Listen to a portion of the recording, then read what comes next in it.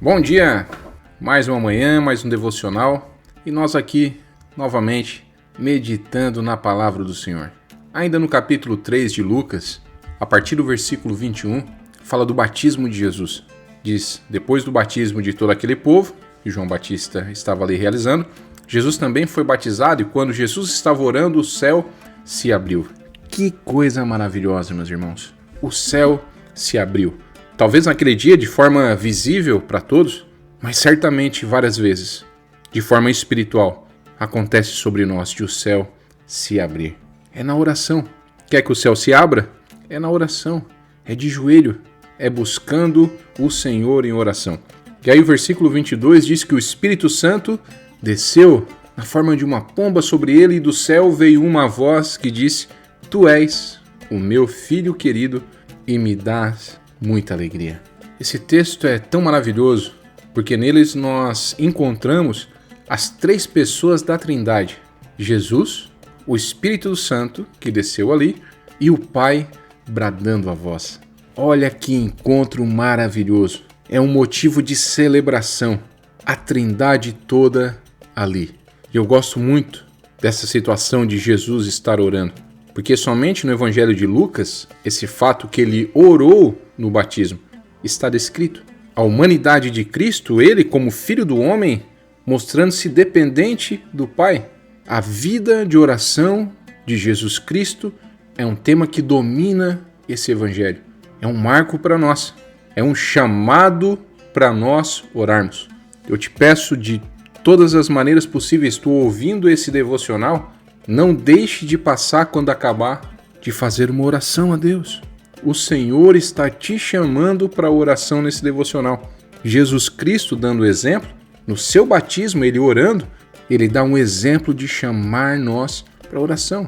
Ele orou aqui, no começo do seu ministério público, orou quando se tornava bem conhecido e as multidões o seguiam. Você vai ver isso lá em Lucas 5,16, porém Jesus ia para lugares desertos e orava.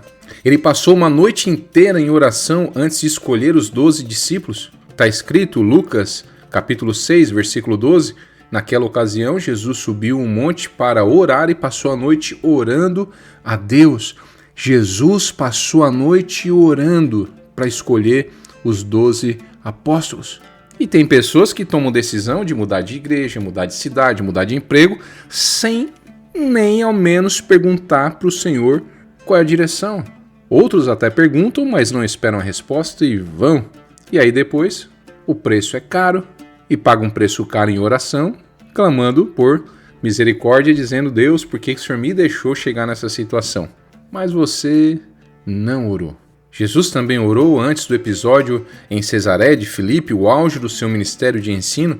Você vai encontrar isso em Lucas 9,18. Certa vez, Jesus estava sozinho, orando, e os discípulos chegaram perto dele.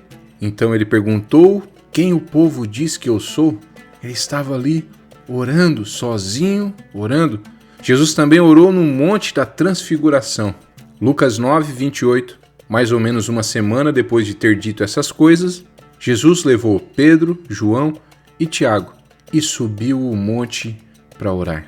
Ele orou também na presença dos discípulos, orou pela apostasia de Pedro, orou no jardim do Getsêmani.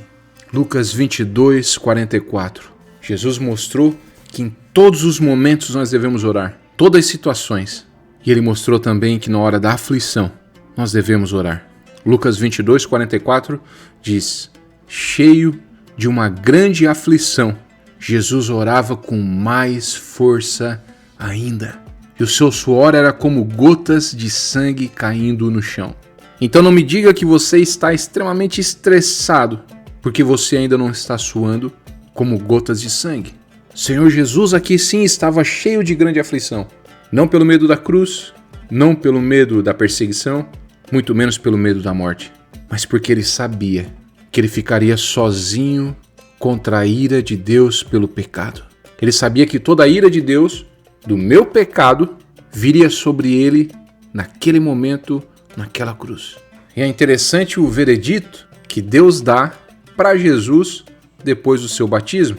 Tu és meu filho querido que me dás muita alegria.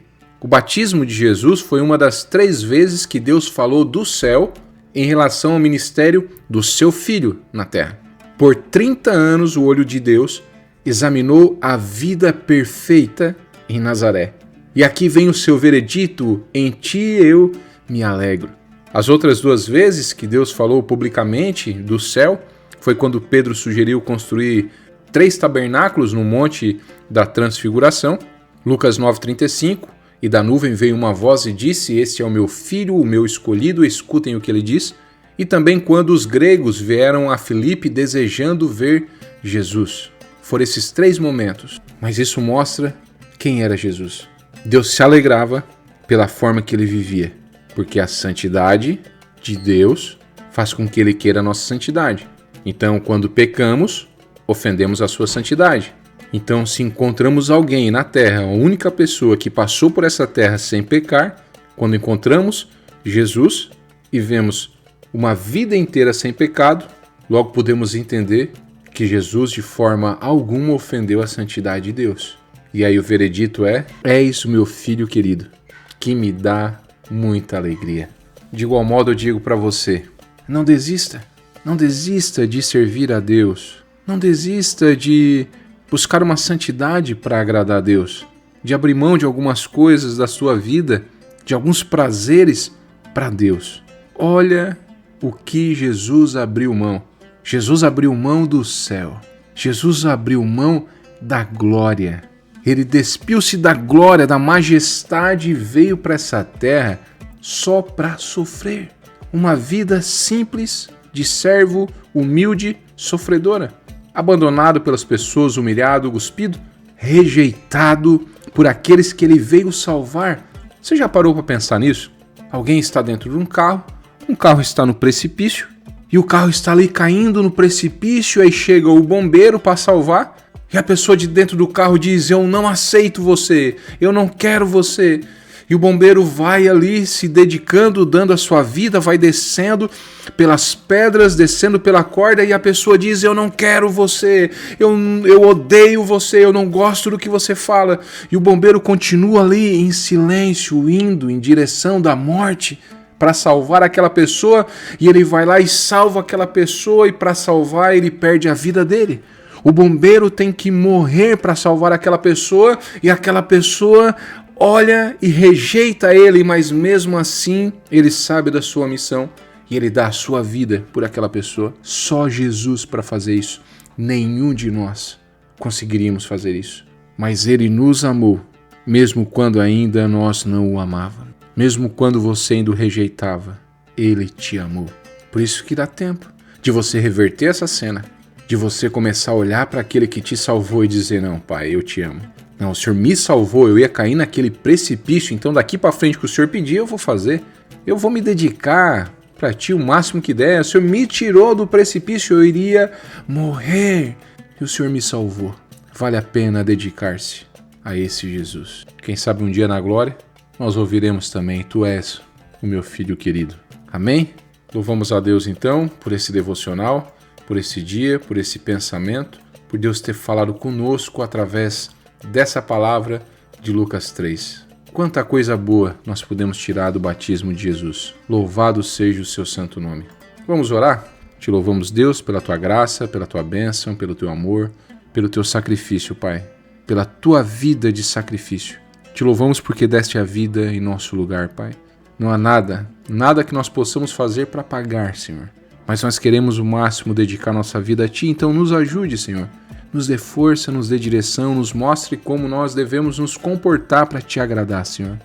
Nós Te amamos. Tu és o Deus maravilhoso, o Deus da nossa vida. Pai, mais uma vez eu clamo também por esses que estão ouvindo, cada um desses que estão inscritos, cada um desses, Pai, que estão comentando, deixando ali o seu amém, o seu glória a Deus, o seu aleluia. Abençoa essas pessoas, Pai.